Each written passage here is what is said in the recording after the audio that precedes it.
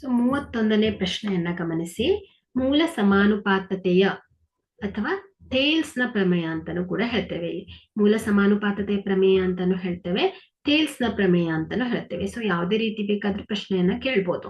So Thales ನ ಪ್ರಮೇಯ ಇವುಗಳನ್ನ ನಿರೂಪಿಸಿ ಅಂತ ಕೇಳಿದ್ದಾರೆ. ಸೊ ಇವುಗಳ ಉತ್ತರವನ್ನ ನೋಡಿ. ತ್ರಿಭುಜದ ಎರಡು ಬಾಹುಗಳನ್ನು ನೋಡಿ, ತ್ರಿಭುಜ ಅಲ್ವಾ.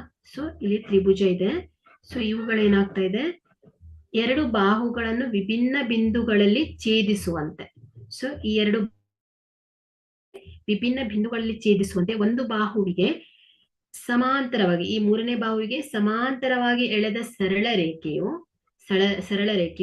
ಉಳಿದೆರಡು ಬಾಹುಗಳನ್ನು ಸಮಾನುಪಾತದಲ್ಲಿ ವಿಭಾಗಿಸುತ್ತದೆ ಅಂತ ಹೇಳುತ್ತೆ. ಸೊ ಥೇಲ್ಸ್ ನ ಪ್ರಮೇಯ ಏನ್ ಹೇಳುತ್ತೆ, ತ್ರಿಭುಜದ ಎರಡು ಬಾಹುಗಳನ್ನು ಎರಡು ವಿಭಿನ್ನ ಬಿಂದುಗಳಲ್ಲಿ ಛೇದಿಸುವಂತೆ ಒಂದು ಬಾಹುವಿಗೆ ಸಮಾಂತರವಾಗಿ ಎಳೆದ ಸರಳ ರೇಖೆಯು ಉಳಿದೆರಡು ಬಾಹುಗಳನ್ನು ಸಮಾನುಪಾತದಲ್ಲಿ ವಿಭಾಗಿಸುತ್ತದೆ ಅಂತ ಹೇಳುತ್ತೆ. ಸೊ ಇದೇನಾಯ್ತು, ಥೇಲ್ಸ್ ನ ಪ್ರಮೇಯದ ವ್ಯಾಖ್ಯಾನ ಆಯ್ತು ಮಕ್ಕಳು.